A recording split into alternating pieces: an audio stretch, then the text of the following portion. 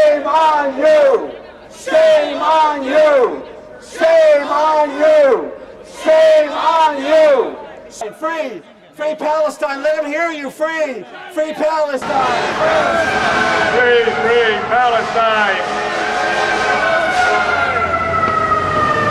In which they said that they call on trade unions around the world to, quote, actively show solidarity with the Palestinian people by divesting from Israel bonds and all Israeli and international companies and institutions complicit in Israel's occupation, colonization, and apartheid. And I've worked for Amtrak here in this city for 27 years. Yet the only reason why I still have a job for simply exercising my right of freedom to speech against another subway rate hike was because I have a union card and I have a union that was willing to fight for me. Now what you're doing, Mr. Stuart Appelbaum and Mr. Denis Hughes, is scabbing on union workers all over the world. Well, I've worked the last 27 years for Amtrak in New York.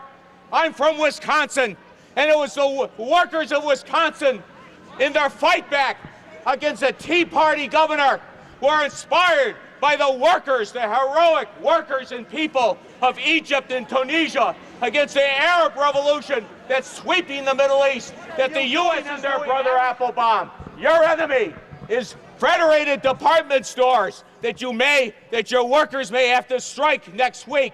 What are you doing with the bosses? What you ought to be doing, Mr. Stuart Appelbaum and Mr. Denis Hughes, you ought to be having meetings on how to organize Walmart, how to organize Target, how to organize the hundreds of thousands of non-union members in this city. Finally, this betrayal, and that's what it is, to meet with an apartheid state. This follows the sellouts of decades. Right around you, there used to be 250,000 garment workers, members of the ILG and the amalgamated clothing workers. Those jobs evaporated. The capitalists, many of them supporters, founders of the State of Israel, they fired those workers. In my railroad job, one of the things we've gotten rid of, to a degree, not enough, is the shame of the railroad unions, where so many of them were Jim Crow. They wouldn't let black and Latino workers be engineers or be block operators, my craft. We fought that. Well, here in this city, you had something called Dubinsky's Plantation, where they had black and Latino workers push carts for the minimum wage. You're following that tradition, Mr. Stuart Appelbaum and Mr. Denis Hughes. You are the legacy of the people who have enslaved Africans and brought them over here. And you are the legacy of the people who are oppressed workers now. You can dance on your own grave because you will not continue to dance on our graves. We are going to be standing solidarity with the Palestinian people. We will continue to do that.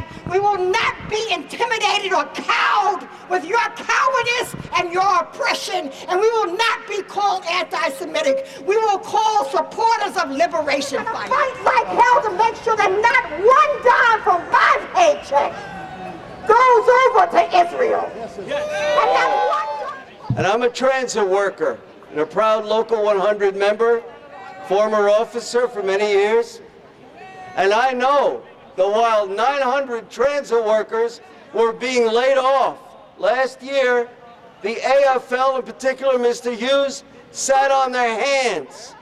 These are fake trade unionists, and they have betrayed trade unionism today by accepting an award from a racist apartheid state. That racist state is Israel, and my union and many other unions throughout this country contribute hundreds of millions of dollars to a racist butcher machine called the State of Israel. I would like to conclude with a demand that we cease all purchase of Israeli bonds in the labor movement. Dump them, throw them in the trash. That's what they are, trash. And I also demand that we have a face-to-face accounting in this city about the struggle against layoffs and cutbacks They're affecting every single worker. We want to know what you say, Mr. Hughes, about mobilizing working people in this city to stop these racist layoffs, such as occurred in the Transit Workers Union. Stop it and extend the struggle throughout this city, throughout this state, throughout this country. Thank you. This is a sad day to see Denis Hughes, the head of the New York AFL-CIO, get an award for selling Israel bonds. I have a question. How much, how many millions, Mr. Hughes, of dues money, of police, of firemen, of teachers, how much of that money have you put in a foreign country, Israel? How much of the pension money of the state of New York have you influenced to invest money? Is there no place to take these millions and tens of millions and hundreds of millions? Don't we have some problems? Don't we have unemployment? 24 million people without decent full-time work? Why can't Denis Hughes take some of that dues money, some of that pension money, and put it into something that will help American workers?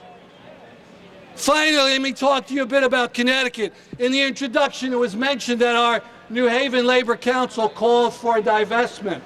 Well, I want to report a success, because after several years, the Connecticut AFL-CIO did divest, did sell off its Israel bonds. It broke its bonds of oppression. And if we can do it in Connecticut, you can do it in New York State. So I'm glad to be here today, but it's a sorry, sorry occasion that we have to be here to see the treatment and the fact that people who support and who invest workers' pension funds in Israel bonds, who invest workers' money in a regime of apartheid and basically a terrorist regime, that these people are being honored, while at the same time that people who are fighting for the rights and who are supporting the struggle for Palestinian self-determination, people who are activists who go to Palestine, who meet with people, who meet with women, who meet with children, who meet with leaders, these very same folks have had their homes raided by the FBI, have been served subpoenas to report on who they know and who they've spoken to, solely because of their Palestine solidarity work, for their support of women's organizations, for the support of people on the ground in Palestine.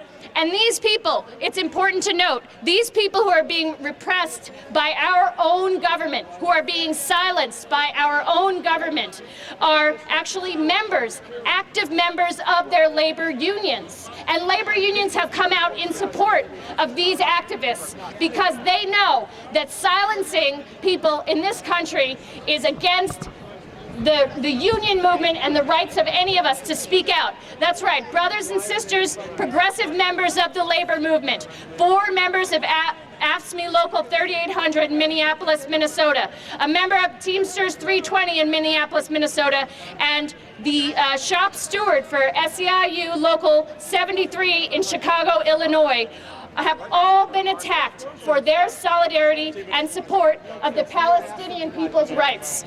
We have with us today an activist, a lesbian activist, Marcia Goldberg from the International Action Center, because Stuart Appelbaum is involved in the suppression of freedom of speech in New York City, because he has pressured the Lesbian and Gay Community Center on 14th Street to stop holding events in support of Palestine. The lesbian, gay, bi, and trans community has been fighting against bigotry, has been fighting for equal rights, and there is a growing movement to stand in solidarity with the Palestinian people in their just struggle against the apartheid state of Israel. A growing, strongly felt feeling of solidarity. And Stuart Appelbaum is part of a small group who has pressured our community center, our gay community center, to bar any groups that support the Palestinian people from meeting in our center. This is racism. This is racism, and our community will be fighting this. Shame on Stuart Appelbaum. Shame. Shame. We need solidarity, not racism. And our movement in solidarity will be growing.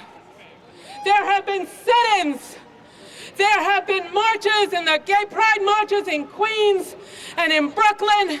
And next Sunday, the last Sunday in June, when there's the giant pride march here marching down Fifth Avenue, there will be a big, giant contingent that's led by queers against apartheid in Israel that'll be demanding that the center be open, that the center be open to Palestinians, that the center be open to those who support Palestinians, that our movement has no room for racism. And we will be fighting this struggle to open the center, and we will be continuing to stand with the Palestinian people in their just struggle against apartheid, for their struggle for liberation, for their struggle for their homeland. Shame on Stuart Appelbaum. Solidarity, yes. Racism, no. Dump Israel bonds. You know, there are a couple guys running around here with Israeli flags. I don't know if you've seen them. There they are right behind us. They would like nothing better than for all of you to believe that that flag speaks for all Jewish people, that the state of Israel speaks for all Jewish people. It does not. It does not speak for Jewish people. It speaks for Zionists. It speaks for people who believe in a religious fundamentalist state, who believe in a state who, in the words of Israeli historian Alam Papeh, has its highest civic ideal is ethnic supremacy. That has nothing to do with those Jews like me and my family, and the families of many Jewish people here, who have known a history of persecution for being Jewish. And yet Israel has nothing to do with defending that history, with speaking to that history. It is recreating the same kind of persecution that our ancestors knew for centuries. It is recreating in Palestine.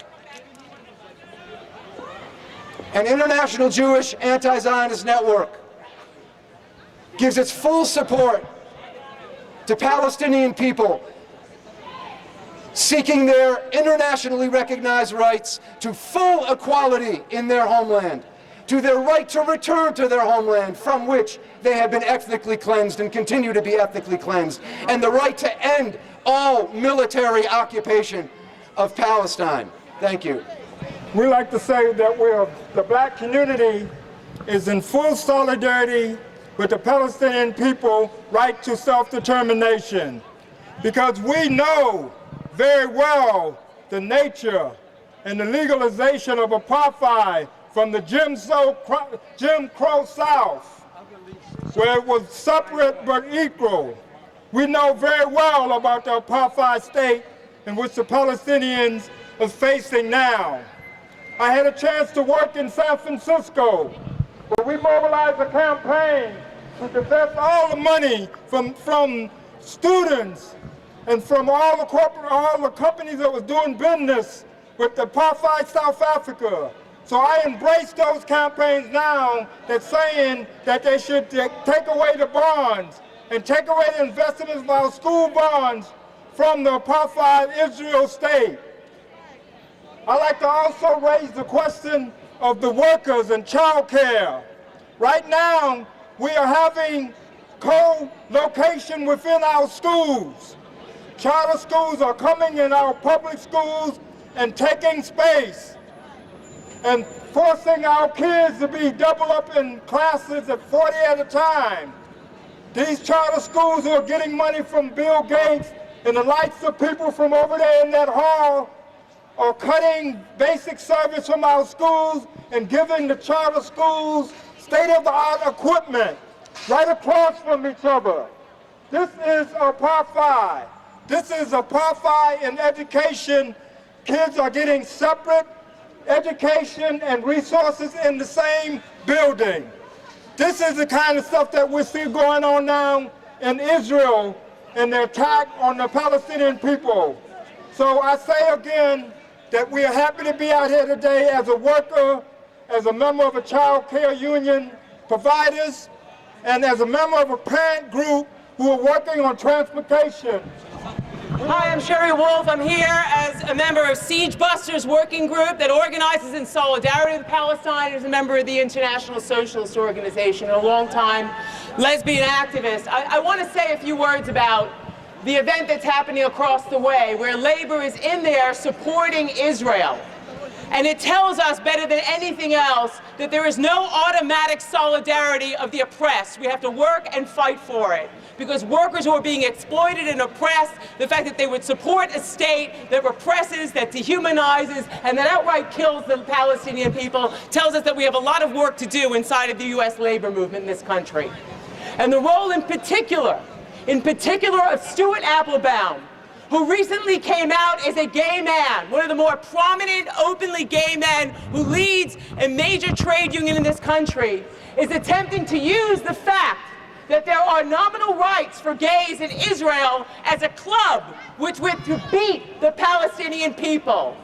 As a gay woman, I find it disgusting and offensive to say that my rights should be over the lives and backs of Palestinians. That we have to celebrate the fact that gays can serve openly in a military that murders innocent Palestinian people.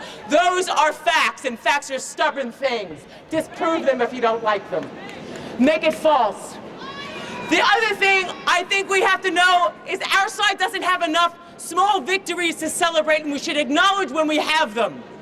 We have been banned. Pro-Palestine organizers have been banned from a community center in this city that has served as a refuge and a haven for the marginalized and oppressed for nearly 30 years. But just this last week, we defied that racist and undemocratic ban. 50 or more of us went ahead and met inside of the lobby of the LGBT Center in order to plan a Queers Against Israeli Apartheid contingent that is unprecedented in this town, which is the birthplace of gay rights. You shut up and listen to other people for once. We went ahead in Queens last weekend, and in front of tens of thousands of people, were cheered by people who met our voices when we cheered and chanted out, "We're queer, we're here, and we support Palestine." And to be honest, I was pleasantly surprised just this last weekend in Park Slope, a neighborhood of immigrants and a large Jewish neighborhood that I call my own, in which we were again cheered as a contingent of dozens of people for chanting again, gay, straight, what was it? Black, gay, straight, black, white. I don't even remember the chant. We were cheered for chanting for Israel. We have a lot of work to do. For chanting for Palestine. We have a lot of work. You know, you see these people over here and it just becomes like noise in your face. But you know, the thing is, we have work to do, but the fact is, many of those people who cheered us, they do not have an analysis of Israel, but they know murder, they know oppression, they know what it means to starve a people in an open prison camp to death under bombs. People get that, and the fact that tens of thousands of people in this city, where this politics is supposed to be so would cheer for Palestine, tells us that we are making headway. This one side are going about having these desperate attempts to try and rally your side and bring people for free to go indoctrinate them for Israel. So we're not buying the garbage. I'm glad we're out here. We have work to do, but you know what? We've also made some progress. Yes! That just as American labor support for racism in this country had to be ended, so American labor leaders' support for racism and apartheid in Israel you.